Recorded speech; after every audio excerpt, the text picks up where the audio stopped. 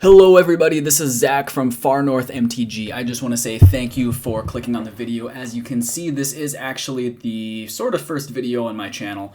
So clicking on it really does mean a lot to me. If you like what you see, give me a like, subscribe, comment, help me grow the channel a little bit, help me get some funds to buy a new chair. As you can see, my cats have definitely done a number on this one, so I could definitely use a new chair. I am going to spend a few minutes at the end of the video talking about my plans for the channel, what I want to do with everything going forward, and the types of content I generally want to put out.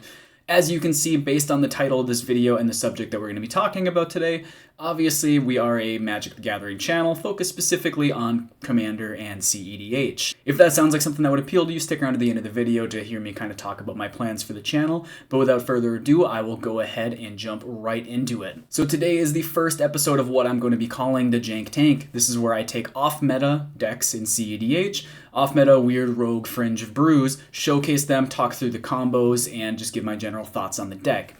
I am going to be showcasing other pilots' decks on this channel from time to time, but I'm starting out these first few episodes of the Jank Tank showcasing my own brews, my own things that I have made and am happy with.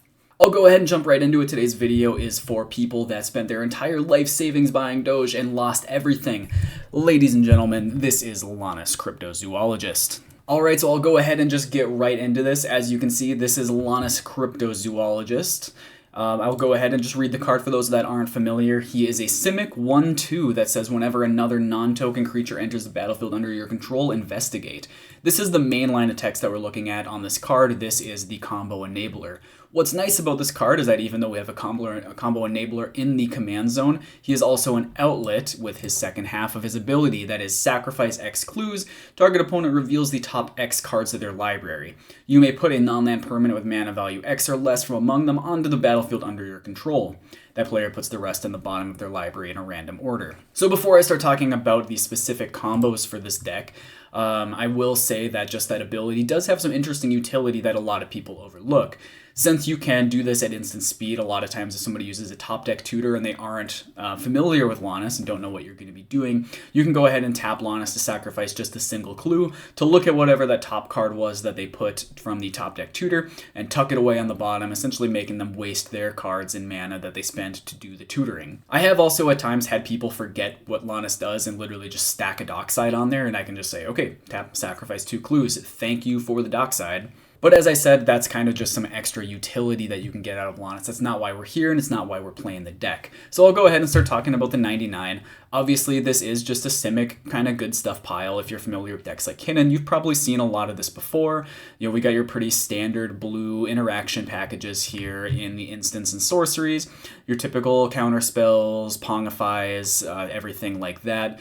Where we really see some differences in a popular Simic deck like Kinnan is in the creatures. We're not playing any of the big flips, obviously, as we don't have a mana outlet in the command zone. But instead, what we're mostly looking for is cards like Academy, Manufactor, Jaheira, Friend of the Forest, and Urza that let us take our clue-making abilities and kind of flip them into combo potential. This is usually using a card like Shrieking Drake. I'll talk about it more in detail once I get to the end of the video. I'm going to do a combo showcase where I'm going to go through and kind of showcase a lot of the specific combos that this deck can do. I'll kind of briefly talk over them here in this section where I'm talking about the 99 of the deck. So obviously I said that Academy, Manufactor, and Urza, these two in particular, are the main two that we want to see, because those two with Shrieking Drake and our commander out will result in infinite clues. In the case of Academy Manufactor, it will also make infinite food. The way that we do this is that if we have a blue mana open, Academy Manufactor, and the commander on the battlefield, we cast Shrieking Drake using that blue mana. That will enter and it will cause an ETB trigger of Lonis to make a clue, which will be changed into a clue of food and a treasure through Academy Manufactor. So now Shrieking Drake also has an ability that when it comes into play, you return a creature you control to your hand, and you can choose Shrieking Drake itself. So we are going to go ahead and do that and return Shrieking Drake to our hand. We can now use the mana from the treasure that we got off of the Academy Manufactor to recast Shrieking Drake, which will leave us a clue and a food behind. Obviously, you can see where this is going. This is netting us infinite clues and infinite food. Basically, same idea works with Urza, just instead of making treasures and food, we only make clues, which then we can tap through Urza to add blue mana to keep recasting Shrieking Drake. This will result in an infinite number of tapped treasures and a single untapped treasure at the end of the combo. I'll talk into where we go from there there, but just kind of that is the essential bread and butter of the deck. Obviously, you can see we're also running Ayula lines with Kyrian Ranger. This allows us to, again, create infinite clues with Lonis, and we'll also usually be untapping mana dorks along the way, which will allow us to then hopefully generate infinite mana if it's something like a Bloom Tender or a Arbor Elf that is untapping a Gaia's Cradle. That's it for the creatures. Obviously, I already kind of talked about instants and sorceries. The only real notable inclusion here, I guess, would be that Neoform is really important for this deck. It allows us to turn our Spellseeker down here into an Urza, which is quite a big deal.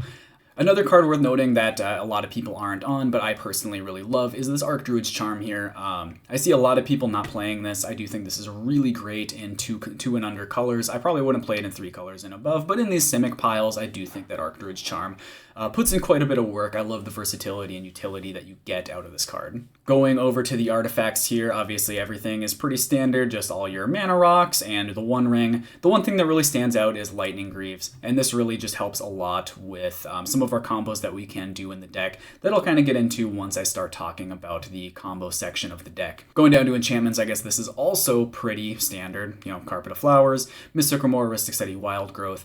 The one that really stands out here is the Intruder Alarm, which does work similarly to our combo pieces of Academy, Manufactor, and Urza, as long as we have a dork that taps for a mana of a specific color. This is part of the reason that we are running things like Bloom Tender, Birds of Paradise, Armored Scrap Gorger, and also the Sylvan Caryatid. Also with lands, not really a whole lot to note here, other than I'm running the new Surveil land from Murders at Karlov Manor. I do think that these cards are really awesome in 2-color decks.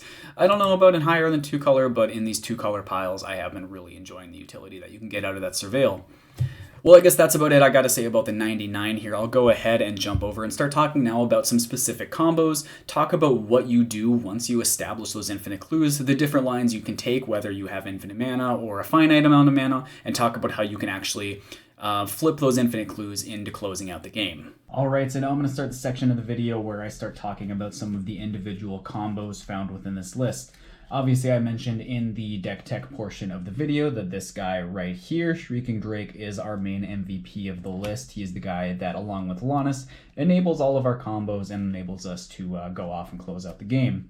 He combos typically with either Academy Manufactor or Urza Lord High Artificer. These are the main bread and butter combos, but we do also have options with Intruder Alarm and also Ayula Soul of the Wild. I'll go ahead and start off by describing how the combos work with Urza Lord High Artificer.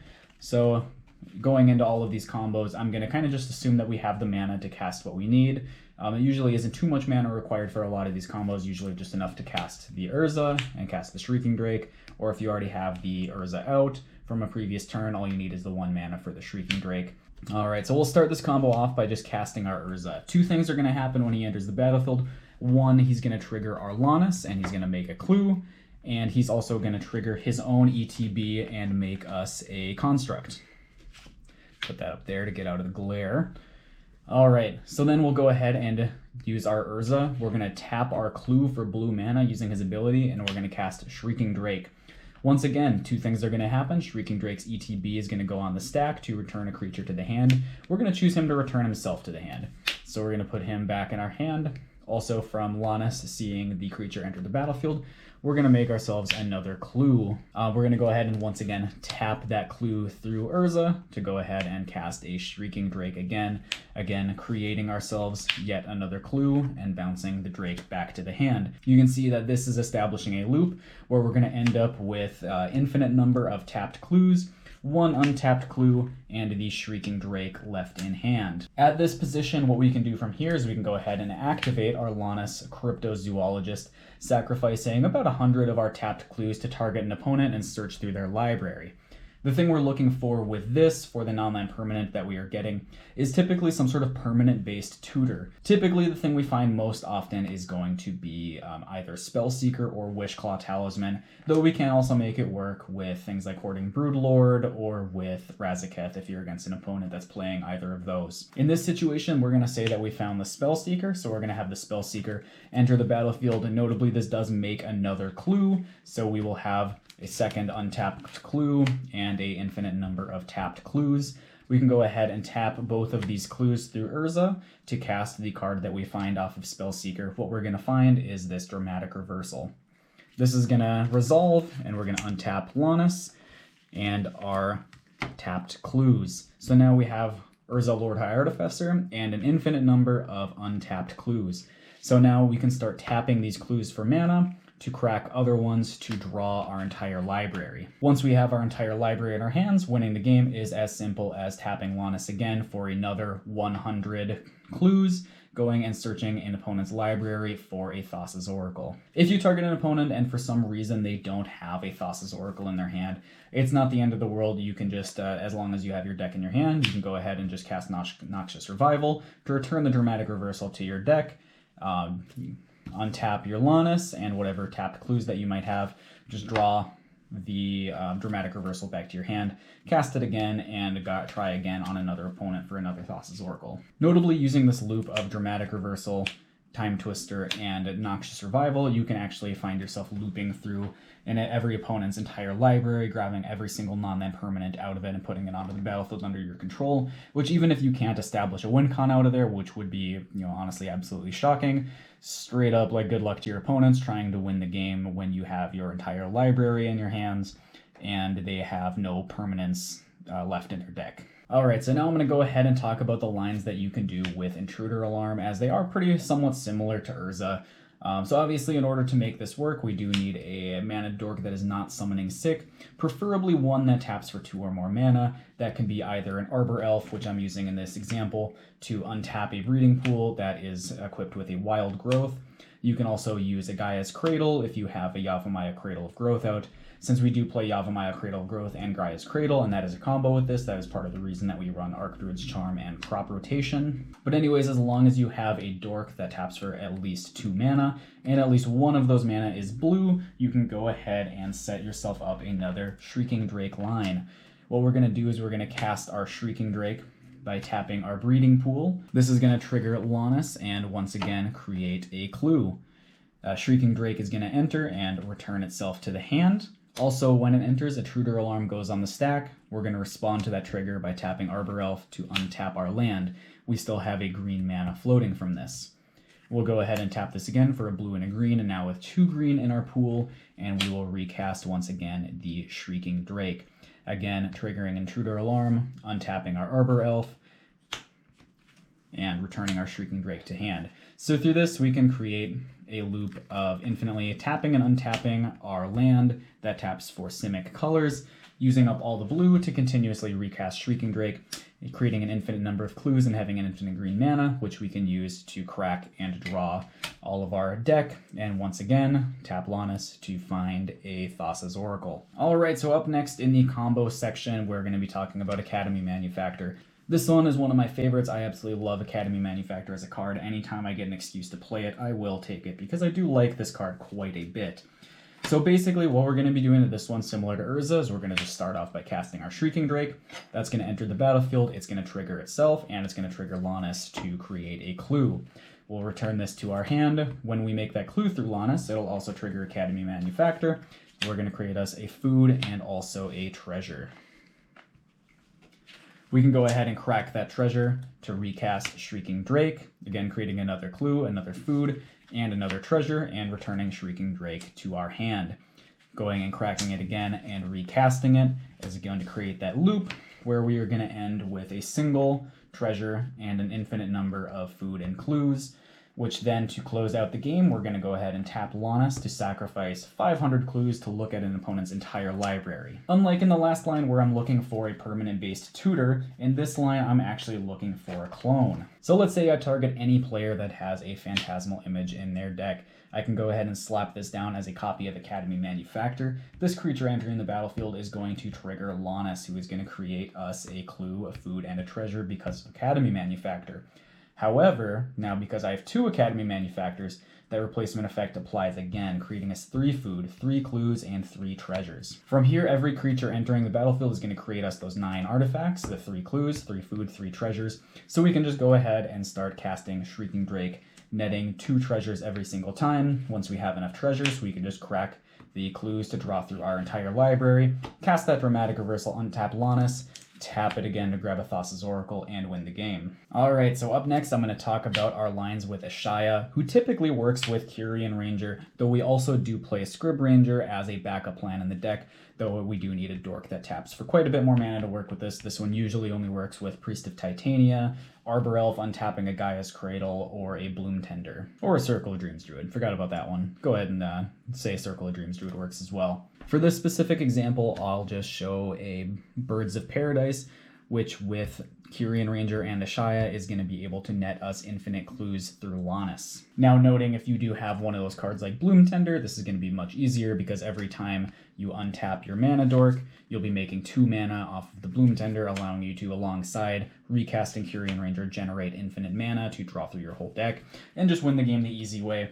If you only have a dork that taps for a single mana, like our Birds of Paradise does, you do have to have some additional mana up and at the ready. Anyways, enough about that. I'll go ahead and start describing the combo here. So Ayula, Soul of the Wilds is a 5 mana creature that says that its power and toughness are equal to the number of lands you control.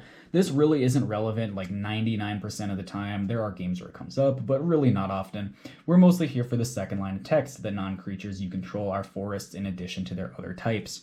This is going to allow us to tap our Birds of Paradise for green mana, then activate the ability of Kyrian Ranger to return a forest, and note that she is a forest herself through our Ayula, and we can return her to our hand and untap a creature. We'll untap our birds. We'll use that floating green mana to cast Kyrian Ranger, tap our birds to float a green, return Kyrian Ranger to untap birds, presenting a loop that way. And every time we recast that Kyrian Ranger, we're going to be making a clue. So obviously we're not generating infinite mana, we're just generating infinite clues, but we can use Lonis to find a Wishclaw Talisman from an opponent to be able to look through our deck and find the thing that we need to actually close out the game. Often I'm going to be looking for Academy Manufactor. Once you have that, every time you continue the Kyrian Ranger loop, you're also going to be making that clued food and treasure, so you can give yourself infinite life, draw your whole deck, and do whatever you got to do to close out the game. Alright, so now I'm going to spend a little bit of time just talking briefly about Lightning Greaves and why this card is here, because I know it is kind of an odd choice to be putting in a cEDH deck. Essentially, the reason that this is here is since a lot of our combos require having a mana dork that is not summoning sick, this is just an easy way to make sure that that creature is not summoning sick so that we can reliably get off our combos if we're casting a dork the same turn that we have everything else set up. Just a way to kind of make sure that we're able to win when we want to and how we want to. Furthermore, it's also kind of the backup plan if something happens to our dramatic reversal where we're not able to get it back. For example, if it gets hit by a mind break trap, or it gets exiled somehow, or you try to tutor it somehow and you lose it to an opposition agent, whatever it is, this allows us to have backup plans to go through some of those lines I was previously talking about without dramatic reversal. Alright, so let's say that this is the position that we're at. We've been able to establish our Infinite Shrieking Drake loop with our 2 Academy Manufactors, the second of which we found from activating Lonis and stealing a Phyrexian Metamorph from an opponent. We are now in a position where we have clues, treasures, and foods. We tutor up our dramatic reversal and get Mind Break trapped. What do we do now? This is where that Lightning Greaves we're talking about comes in. We're going to go ahead and cast that with our infinite mana. We're going to cast a Chain of Vapor targeting Lonis Cryptozoologist to return that to our hand, putting Chain of Vapor into our graveyard. Using our infinite mana, we're going to cast Lonis.